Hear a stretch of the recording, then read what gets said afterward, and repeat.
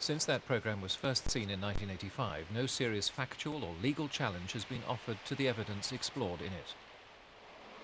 Mr. President, the late Marilyn Monroe.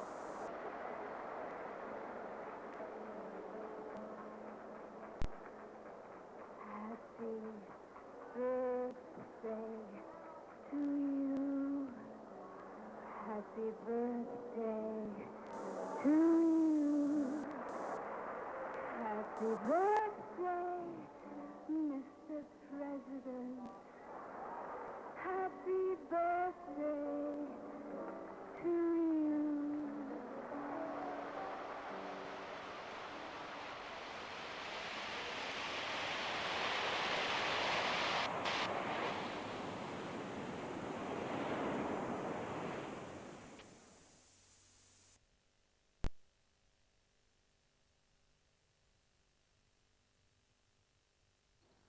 Last time on Eldorado. You're an energetic little so-and-so, aren't you? Oh, you're a lazy cow. You should take more exercise. If we don't keep up a constant vigilance, our little corner of paradise will soon be the violent, love-ridden hell we've all come here to avoid. It's a long time since you had a relationship with a man, isn't it? I'm 35. Time's passing me by. Eldorado. Tomorrow at 1:50 and continuing at 7 on BBC1.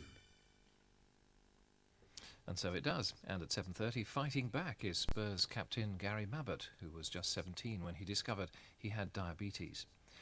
When Lovejoy discovered his passion for antiques is unclear, but at 8 o'clock a collection of erotic drawings raises the pulse a little and reveals a blackmail plot.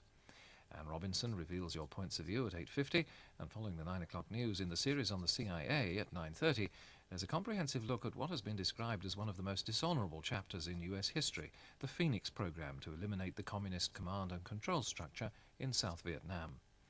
At 10:25, it's Grand Prix Athletics in Nice, the last major international meeting before the Olympic Games. And then at 11:05, there's an extra programme, Rough Justice, and an updated version of the original edition, which led to the case of the Darvell brothers being reopened and then subsequently released today. And the film, the late film now, it's at the later time of 11:35, is Mel Brooks' irreverent and tasteless Western spoof extravaganza, Blazing Saddles, starring Gene Wilder. And there we are, that's Wednesday evening on BBC1.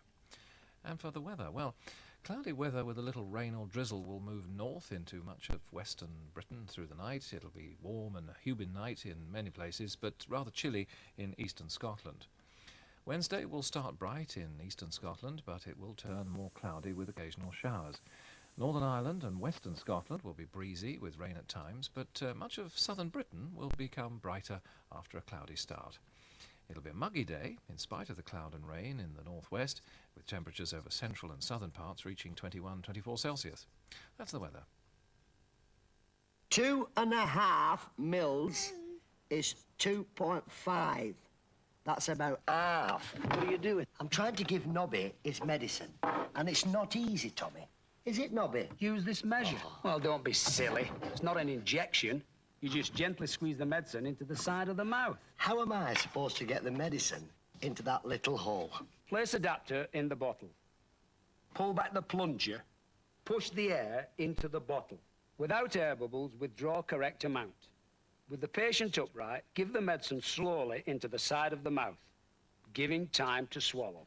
Why do you do that, Tommy? Because it's better for your teeth. Oh. And it allows us to measure small doses more accurately. But remember, what? Only take the stated dose that is written on the label. Right on, Tommy. Here's a leaflet that explains it all and is given with a prescription, along with a set of instructions for the measure.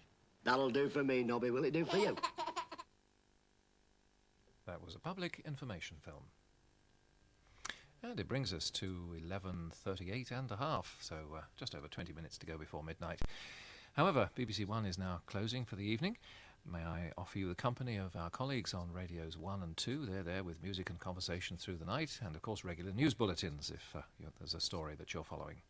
But for me, Richard Straker, on behalf of all of my colleagues here at BBC Television Centre, a warm and peaceful good night to you. Good night.